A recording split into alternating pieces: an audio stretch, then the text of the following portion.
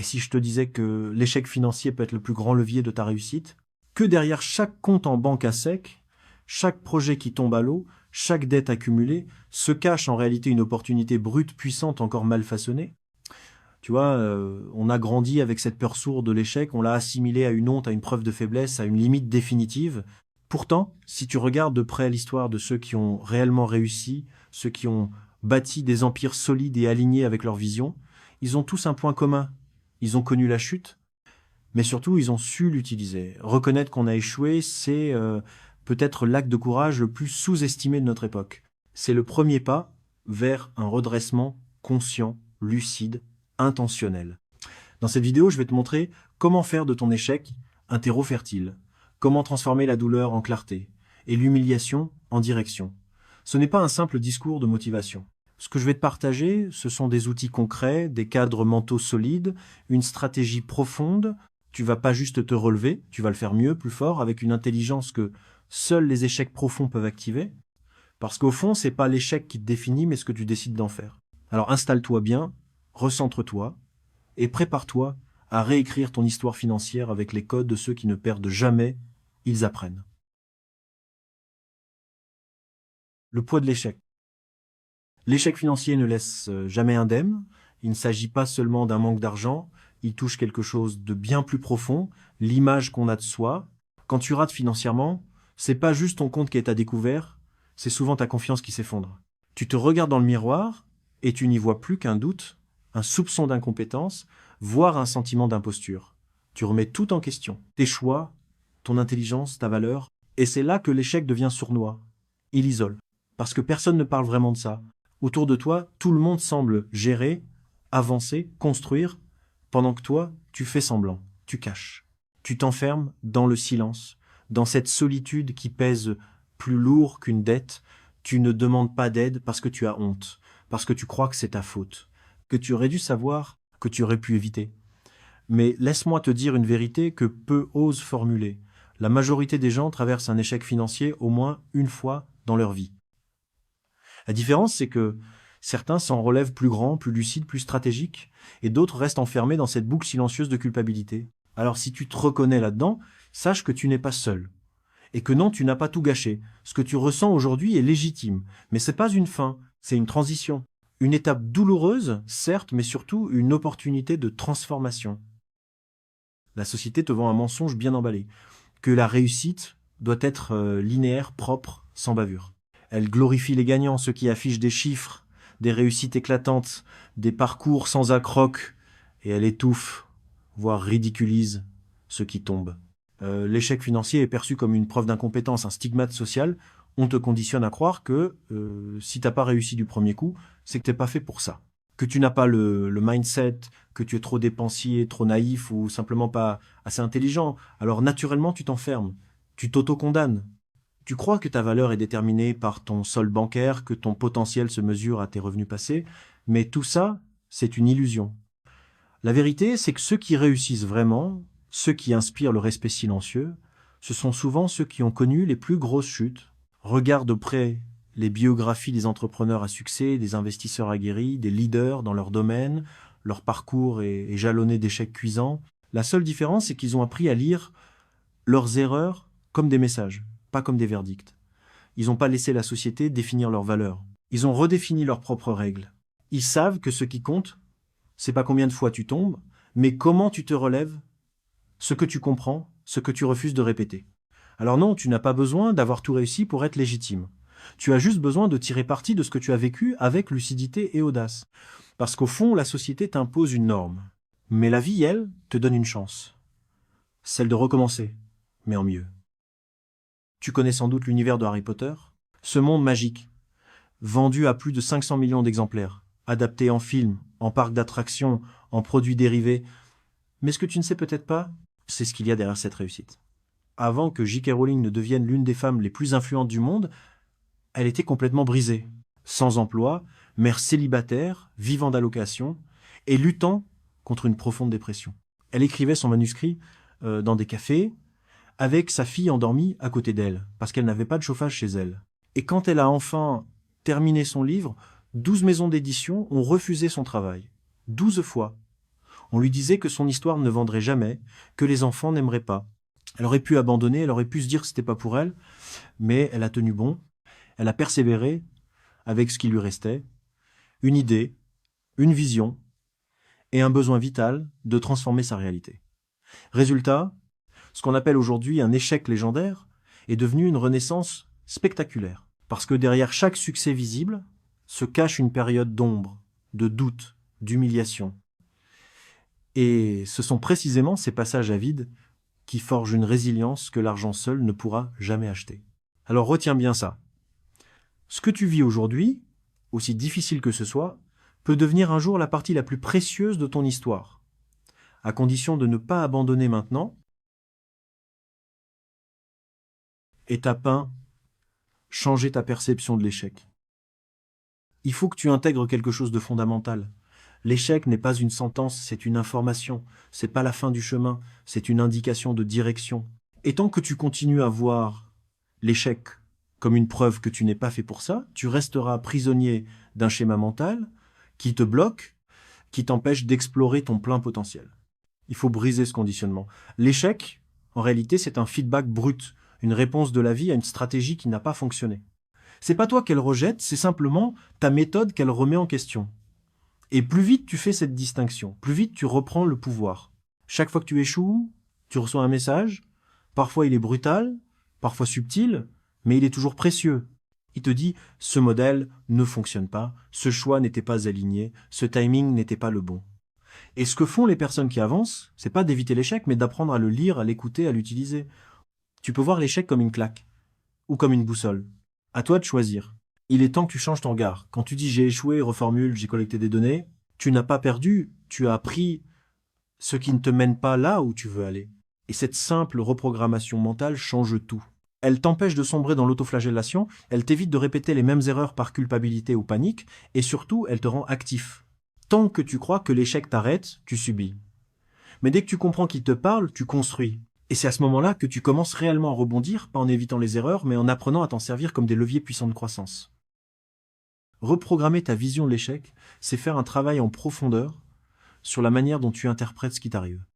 C'est pas un simple changement de vocabulaire, c'est un changement d'identité.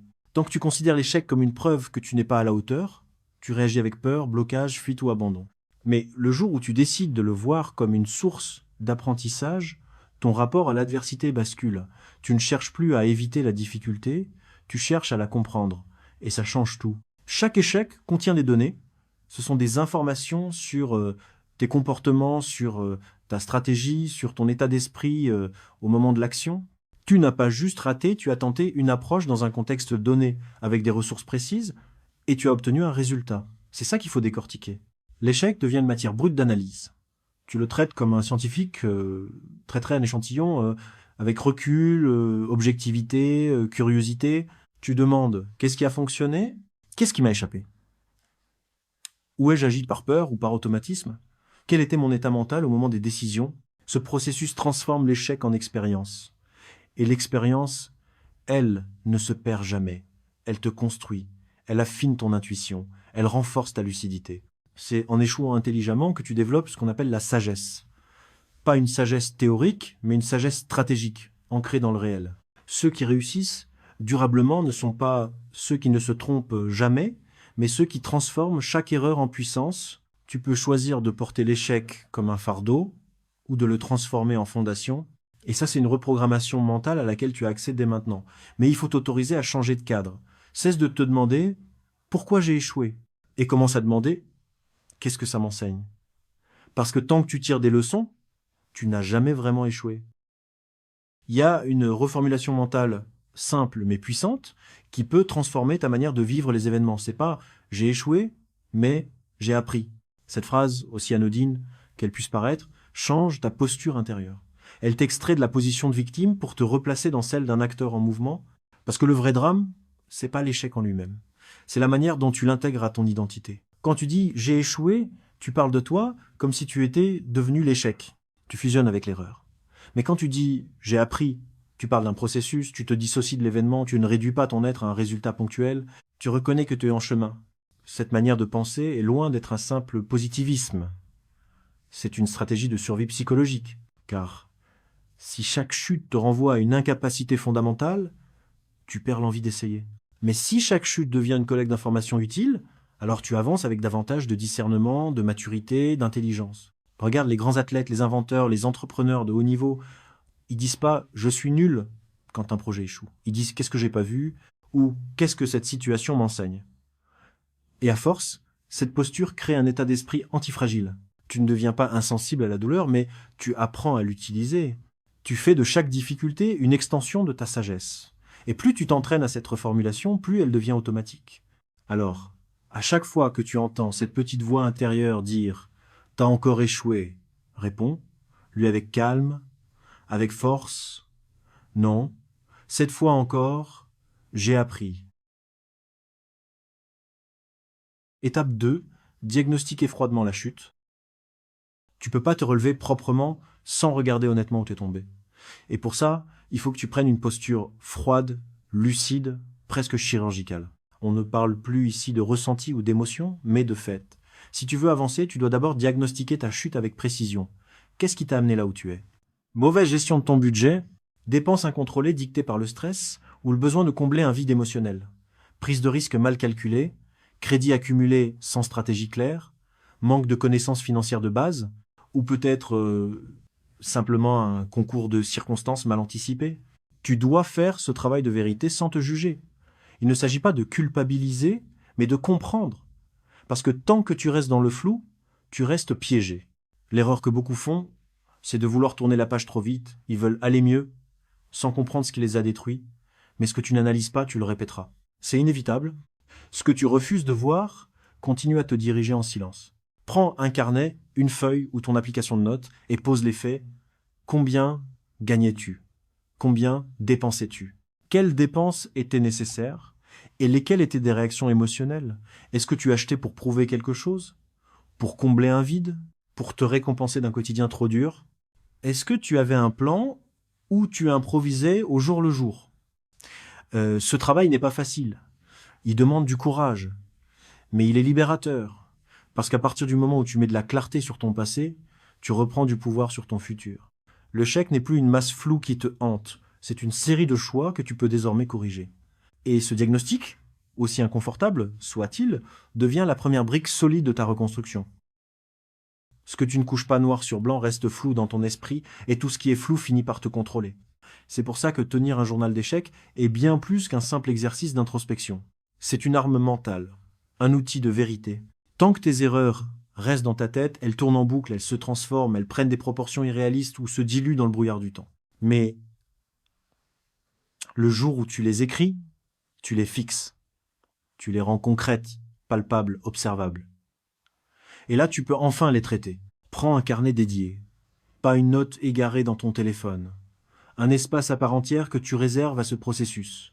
Écris ce que tu as fait, ce qui a mené à l'échec, ce que tu pensais à ce moment-là, ce que tu n'as pas vu, ce que tu aurais pu faire autrement, sans filtre, sans te raconter d'histoire. Tu n'écris pas pour te flageller, tu écris pour apprendre.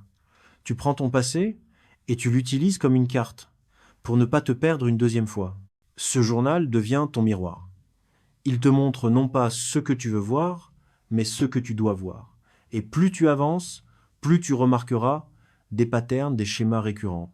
Tu verras que ce n'est pas tant l'événement extérieur qui t'a fait tomber, mais souvent une suite de réactions internes, mal alignées, une peur mal gérée, une envie non maîtrisée, une attente irréaliste. Et en notant tout ça, tu sors de la victimisation, tu redeviens responsable, tu redeviens stratège. Le journal d'échecs, c'est pas une thérapie, c'est un tableau de bord. Il te permet de bâtir des systèmes plus intelligents, des décisions plus solides, une conscience plus affûtée. C'est un outil de croissance, réservé à ceux qui refusent de répéter les mêmes erreurs toute leur vie. Parce que l'expérience ne vaut rien si tu ne la transformes pas en leçons claires, écris, analyse, et répare avec précision. Si tu veux vraiment aller au bout de ta reconstruction financière, il te faut un outil structurant. Un cadre qui t'oblige à ne plus simplement penser ton échec, mais à l'organiser, le disséquer, le transformer en ressources concrètes. C'est là qu'intervient la matrice cause, impact, leçon, simple, mais redoutablement efficace. Tu prends une feuille, tu la divises en 3 colonnes, Dans la première, tu notes la cause exacte de chaque passé. Pas une phrase vague du type « j'ai mal géré », mais une formulation précise. Je n'ai jamais suivi mes dépenses mensuelles, j'ai contracté un crédit sans plan de remboursement, j'ai investi sous la pression d'un proche sans faire mes propres recherches. Ici, l'objectif est d'identifier les déclencheurs réels, les moments où tu as pris une décision qui a mené à un déséquilibre. Dans la deuxième colonne, tu notes l'impact. Concrètement, qu'est-ce que cette erreur a provoqué? Perte d'argent, stress chronique, conflits familiaux, sentiment de honte ou de perte d'estime de soi. Tu dois être factuel, honnête, sans dramatiser ni minimiser.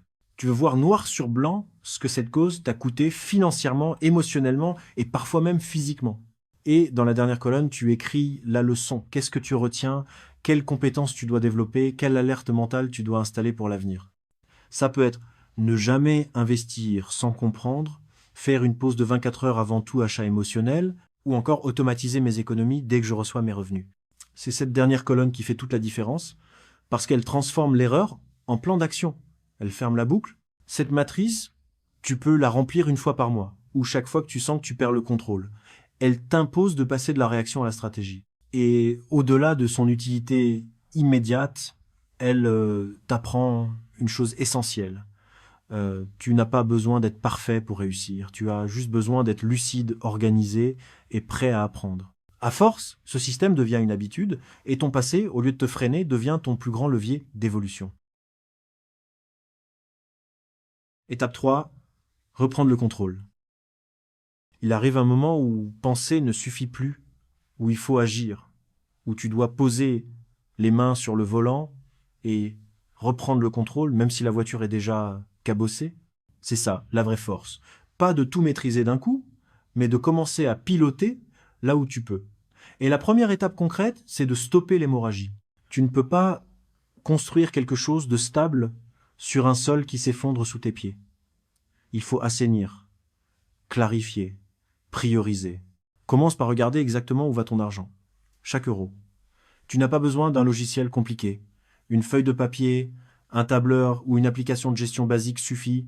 Liste toutes tes entrées d'argent sur un mois, puis toutes tes dépenses. Et là, sois sans pitié. Ce qui n'est pas vital, tu le gèles. Pas supprimé pour toujours, mais mis sur pause, le temps de retrouver l'équilibre. Parce que tant que tu continues à alimenter une fuite, même minime, tu restes en fragilité constante. Ensuite, vient la priorisation. Tu dois hiérarchiser tes obligations. Il y a des dépenses que tu dois absolument honorer, logement, nourriture, dette prioritaire. Le reste, tu l'ajustes. Tu fais la différence entre ce qui est urgent et ce qui est juste inconfortable. Beaucoup de gens restent bloqués parce qu'ils veulent préserver un certain style de vie, une image sociale, une illusion de normalité. Mais la vérité, c'est que si tu continues à vivre comme si tout allait bien, alors que tu es financièrement à genoux, tu creuses ta tombe. Budgétiser, c'est pas te priver, c'est te respecter. C'est poser des limites saines entre toi et tes anciens comportements automatiques. C'est dire « je choisis consciemment où va mon argent parce que je choisis consciemment où va ma vie ». C'est un acte de maturité, de responsabilité, de puissance intérieure. Et même si ton budget est mince, même si tu es dans le rouge, le simple fait de le structurer, de le comprendre, te redonne une forme de pouvoir. Et ce pouvoir, c'est la base de tout rebond. C'est pas le montant sur ton compte qui décide si tu reprends le contrôle. C'est ta capacité à te réorganiser autour de ce que tu peux réellement maîtriser, aujourd'hui, maintenant. Pas demain. Pas quand ça ira mieux. Maintenant. Quand on sort d'un échec financier, on a souvent cette tentation de vouloir tout réparer d'un seul coup, retrouver la stabilité, le confort, la confiance, tout de suite. Mais c'est une illusion dangereuse. La vraie reconstruction ne se fait pas en un bond spectaculaire, elle se fait pas à pas. Et c'est là que les micro-victoires entrent en jeu. Ce sont de petites actions concrètes, accessibles, mais symboliquement puissantes. Elles remettent en mouvement, elles restaurent l'estime de soi. Elles prouvent que tu es capable ici et maintenant de reprendre la main. Commence petit, très petit, si nécessaire. Payer une facture en retard, même modeste, mettre 10 € de côté, même si c'est tout ce que tu peux épargner, refuser un achat impulsif, préparer un repas maison au lieu de commander, prendre 1 heure pour revoir ton budget. Chaque geste compte. Et chaque geste alimente un message intérieur. Je suis en train de me relever. Tu n'attends plus que les conditions soient idéales. Tu agis malgré l'imperfection. Ces micro-victoires ne sont pas anodines. Elles brisent la spirale d'impuissance. Elles te redonnent une structure mentale parce que, en période de chute, ce qui te manque le plus, c'est pas seulement l'argent. C'est la preuve que tu as encore de l'influence sur ta trajectoire, que tu n'es pas condamné à subir. Et chaque victoire, aussi petite soit-elle, est un ancrage, une référence intérieure, une fondation pour la suite. Ne sous-estime jamais l'impact cumulé de ces décisions modestes mais constantes. C'est comme ça qu'on sort de l'enlisement, pas en rêvant à un grand changement, mais en empilant des victoires simples, visibles, mesurables. Et un jour, sans même t'en rendre compte, tu lèveras les yeux et tu verras que tu es déjà beaucoup plus loin que tu ne l'étais hier. Il y a quelque chose de profondément transformateur dans le fait de reprendre la maîtrise de sa vie, même partiellement, parce que c'est pas seulement une question d'argent. C'est une question de dignité intérieure, de posture mentale, d'identité. Quand tu recommences à décider consciemment, à poser des choix alignés avec ta réalité et tes objectifs, tu réactives un levier fondamental. La confiance en toi. Pas cette confiance fragile basée sur les compliments ou les résultats extérieurs, mais celle beaucoup plus solide qui naît du fait que tu te tiens debout face à ce que tu as évité pendant trop longtemps. Reprendre la maîtrise, c'est dire « je ne suis peut-être pas là où je veux encore être, mais je sais où je vais et pourquoi j'y vais ». C'est arrêter de réagir en pilote automatique et commencer à construire avec intention. Et cette intention, elle se ressent. Tu sens que quelque chose en toi devient plus clair, plus ferme, plus ancré. Tu n'as peut-être pas tout réglé, tu es peut-être encore dans le rouge, mais tu sais que tu es aux commandes. Et ça change tout. La confiance ne vient pas d'un résultat. Elle vient d'un processus. Elle vient du fait que tu respectes tes propres décisions, que tu honores tes engagements, même les plus simples. Elle se renforce à chaque fois que tu dis non à une tentation qui t'affaiblit, à chaque fois que tu dis oui à une action qui te redresse, et plus tu avances, plus cette confiance devient naturelle, presque silencieuse. Tu n'as plus besoin de prouver quoi que ce soit à l'extérieur. Parce que, tu sais, au fond, que tu es en train de redevenir la personne qui agit, et non plus celle qui subit. Reprendre la maîtrise, c'est pas une étape à cocher. C'est une énergie à incarner. Et cette énergie devient ton moteur, ton socle, ta nouvelle base. Elle ne dépend pas des circonstances, mais de ta discipline. Elle ne dépend pas de ce que tu possèdes, mais de ce que tu assumes. Et à partir de là, tu peux construire tout ce que tu veux. Parce qu'un être humain qui croit à nouveau en sa propre capacité d'action devient inarrêtable. Étape 4. S'entourer intelligemment. Tu ne peux pas reconstruire une vie financière solide en restant seul dans ton coin. L'isolement, c'est l'allié silencieux de la stagnation. Quand tu es seul, tes pensées tournent en boucle. Tu doutes, tu procrastines, tu remets à plus tard. Tu perds la clarté, tu perds l'élan. C'est pour ça que s'entourer intelligemment est une étape aussi cruciale que budgétiser ou rembourser une dette. C'est pas une option, c'est une nécessité. Tu as besoin de gens qui ont déjà traversé ce que tu vis. Pas pour qu'ils te plaignent, mais pour qu'ils t'éclairent. Un mentor, même informel, peut raccourcir ton apprentissage de plusieurs années. Il peut te montrer les pièges à éviter, les leviers à activer, les croyances à abandonner. Et si tu n'as pas encore accès à une telle personne dans ton entourage, cherche-la dans les livres, dans les interviews, dans les conférences. Parce qu'un mentor, c'est pas toujours une personne que tu connais. C'est quelqu'un qui élargit ton champ de vision. Mais ne t'arrête pas là. Crée ou rejoins une communauté, même une petite. Un groupe de personnes qui, comme toi, veulent avancer, veulent apprendre, veulent devenir plus responsables et plus libres. Des gens avec qui tu peux parler sans masque, sans honte, sans jeu d'apparence. Parce qu'un seul message, une seule conversation avec la bonne personne au bon moment peut relancer ton feu intérieur. Et surtout, éloigne-toi de ceux qui banalisent l'échec ou le transforment en excuse pour ne rien changer. Tu n'as pas besoin de compassion molle, tu as besoin de lucidité active, de personnes qui te rappellent ta capacité à faire mieux, qui t'aident à voir clair quand tout se brouille, qui ne te jugent pas. Mais ne te laisse pas non plus t'endormir sur tes blessures. Un coach, un ami lucide, un frère de combat financier, appelle ça comme tu veux. L'important, c'est de t'entourer d'intelligence, d'exigence et de bienveillance concrète. Parce que même si la décision de rebondir vient de toi, le carburant pour tenir vient souvent des autres. Et plus tu choisis ton environnement avec intention, plus tu renforces ton mental, ton énergie, ta direction. Tu veux aller loin? Ne marche pas seul. Si tu veux éviter de retomber dans les mêmes pièges financiers, il y a une règle simple, tu dois t'éduquer. Pas forcément avec un diplôme ou un cursus académique, mais avec des ressources concrètes, accessibles, continues, parce que Ton niveau de liberté financière dépend directement de ton niveau de compréhension financière. Et la vérité, c'est que on ne t'a jamais vraiment appris à gérer ton argent. Ni à l'école, ni dans ta famille, ni dans la société. On t'a appris à consommer, à t'endetter si besoin, à travailler dur pour gagner plus, mais jamais à construire une intelligence financière durable. Alors il est temps de reprendre le pouvoir. Lise des livres. Pas pour cocher une case ou impressionner, mais pour te rééduquer mentalement. Commence par des classiques.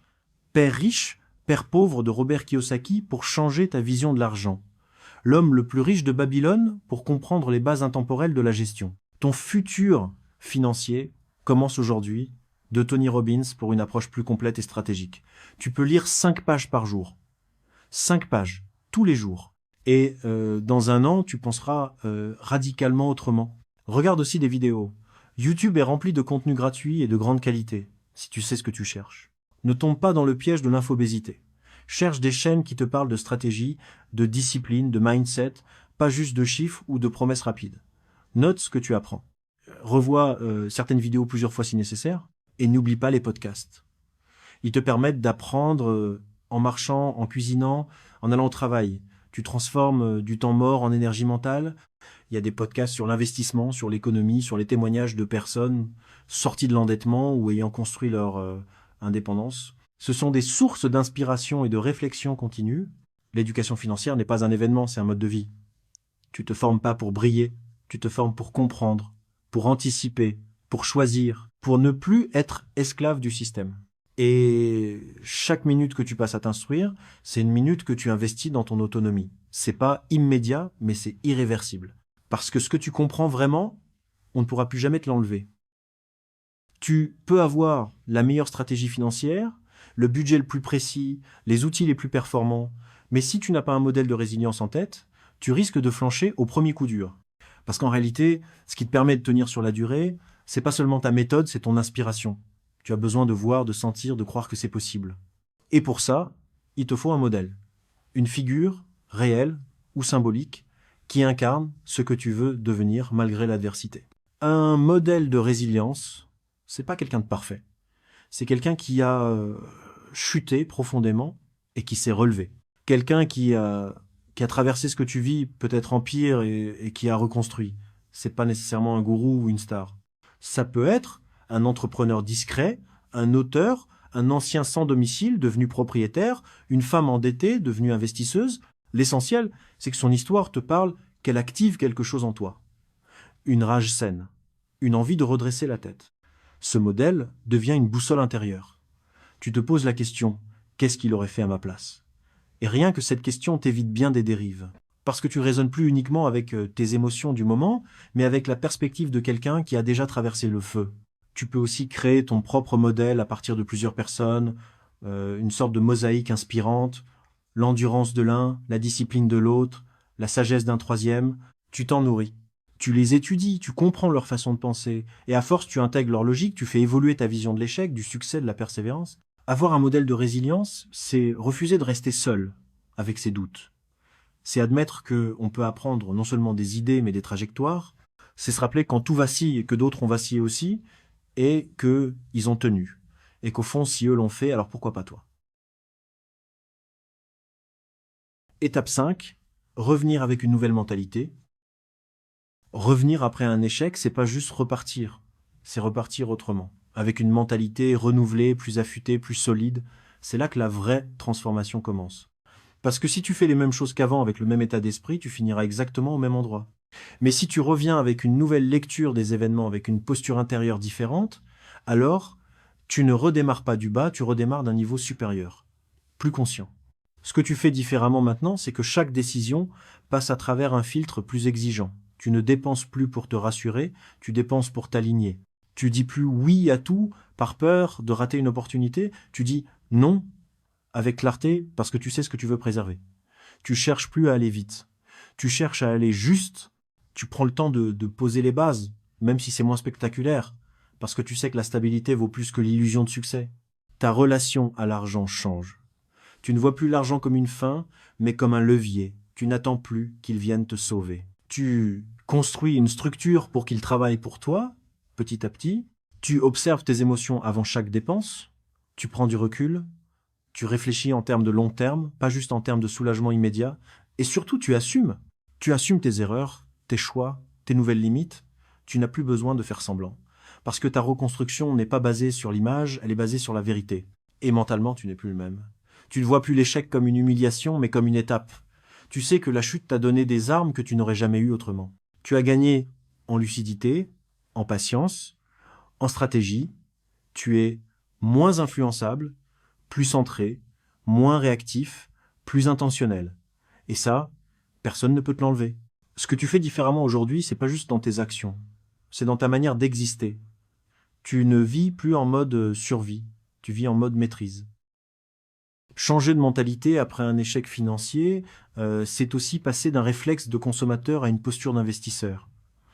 Et cette différence, elle est profonde. Le consommateur cherche le plaisir immédiat, la gratification rapide, l'image qu'il renvoie. Euh, il pense en termes de dépenses, de confort, d'apparence. Il se demande qu'est-ce que je peux acheter avec ce que j'ai.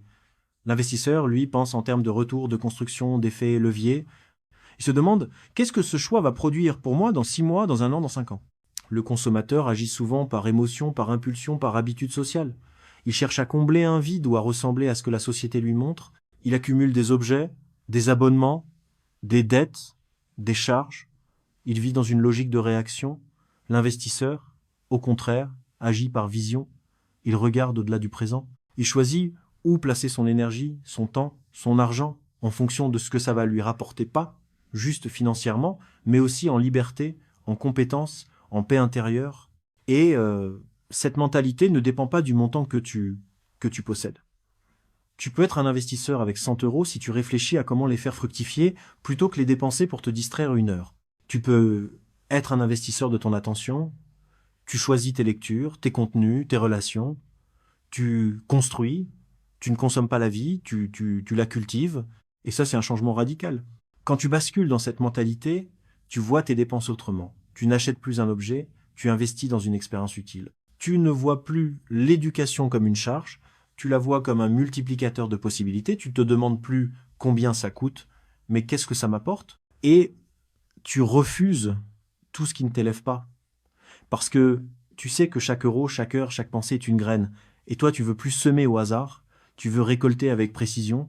Adopter la mentalité d'investisseur, c'est refuser la facilité de l'instant pour choisir la richesse de la construction, c'est passer du court terme à la stratégie, du manque à l'intention, et ça, c'est le vrai switch de ceux qui ne retombent plus. La vraie confiance ne vient pas des compliments, ni des likes, ni des apparences. Elle ne naît pas quand tout va bien, quand l'argent rentre, quand la vie est fluide. Non. La vraie confiance, la solide, la silencieuse, celle qui ne tremble pas au premier doute, elle se construit dans l'épreuve. Elle se forge dans la douleur, dans les nuits d'insomnie, dans les silences pesants où tu te demandes si tu vas t'en sortir. C'est là, dans ce vide, dans cette incertitude, que quelque chose d'indestructible peut naître si tu choisis de ne pas fuir. Tu vois, quand tu traverses un échec financier, tu perds plus que de l'argent. Tu perds une partie de ton image, de ton identité, de tes repères. Et au milieu de ce chaos, tu es obligé de chercher plus loin, plus profond. Tu ne peux plus te reposer sur les certitudes superficielles. Tu es forcé de regarder en toi. Qu'est-ce que tu vaux quand il n'y a plus rien à montrer? Qui es-tu quand tu ne peux plus te cacher derrière une réussite visible? Et si tu tiens, si tu avances, malgré le flou, malgré le manque, malgré le regard des autres, alors tu poses les fondations d'une confiance que personne ne pourra jamais t'enlever. Parce qu'elle ne dépend plus de ce que tu possèdes. Elle dépend de ce que tu es devenu. Elle repose sur un vécu, sur des preuves intérieures. Tu sais que tu as chuté, mais tu sais aussi que tu t'es relevé. Que tu as appris à réfléchir, à t'organiser, à choisir différemment. Tu sais que tu n'as pas lâché. Cette confiance ne crie pas. Elle ne s'affiche pas. Mais elle est là, dans ta posture, dans ton regard, dans tes décisions. Elle guide tes choix. Elle protège ton énergie. Elle t'empêche de retomber dans les pièges d'avant. Elle te rappelle que tu as déjà survécu à ce que tu redoutais le plus. Et que maintenant, tu ne vis plus par peur de l'échec, mais parfois dans ta capacité à rebondir, quoi qu'il arrive. C'est ça, la confiance construite sur l'épreuve. Elle fait pas de bruit, mais elle fait toute la différence. Étape 6, l'étape bonus. Le rituel des rebonds. Tu peux avoir compris toutes les étapes, transformer ta manière de penser, réorganiser tes finances, reconnecter avec ta confiance. Mais si tu ne mets pas en place un rituel solide, une pratique régulière qui t'ancre dans ton nouveau cadre, alors le risque de rechute reste réel. Parce qu'on ne retombe pas par faiblesse, on retombe par oubli, par glissement progressif, par fatigue mentale. Et c'est pour ça qu'il te faut le rituel des rebonds, une habitude volontaire, répétée, qui t'empêche de revenir à ton ancien système sans même t'en rendre compte. Ce rituel peut être simple, il peut durer 5 minutes ou 20, mais il doit être structuré, incarné et surtout régulier. Par exemple, chaque dimanche soir, tu prends un moment seul avec toi-même pour faire le point, pas sur les chiffres uniquement, mais sur ton alignement. Tu te poses des questions clés. Est-ce que mes décisions cette semaine ont servi ma stabilité? Est-ce que j'ai agi sous le coup de l'émotion ou avec intention? Est-ce qu'il y a eu un moment où je me suis écarté de mes nouvelles règles sans m'en apercevoir? Qu'est-ce que j'ai appris? Qu'est-ce que je vais faire autrement cette semaine? Tu peux écrire ces réponses dans un carnet dédié à ton rebond, relire les moments où tu as failli flancher, mais où tu t'es ressaisi. Te rappeler pourquoi tu fais tout ça. Reconnecter avec ta vision long terme. C'est un rituel d'ancrage, de mémoire, d'ajustement. Tu peux aussi y ajouter un geste symbolique, supprimer une tentation, envoyer un virement automatique vers ton épargne, relire une leçon apprise dans un livre, écouter une vidéo qui te redonne de la perspective, peu importe la forme, tant que l'intention est claire. Ne pas oublier qui tu es devenu, ne pas te laisser entraîner à nouveau par la facilité du passé, parce que ton ancien toi reviendra toujours frapper à la porte. Ce rituel, c'est ce qui l'empêche d'entrer. Les personnes qui réussissent sur la durée ne sont pas celles qui prennent une grande décision une fois, sont celles qui répètent encore et encore de petites décisions alignées. Elles s'observent, elles se corrigent, elles se rappellent chaque semaine pourquoi elles veulent plus retomber. Et toi aussi, tu peux devenir ce genre de personne. Il te suffit de créer ton propre rituel et de t'y tenir.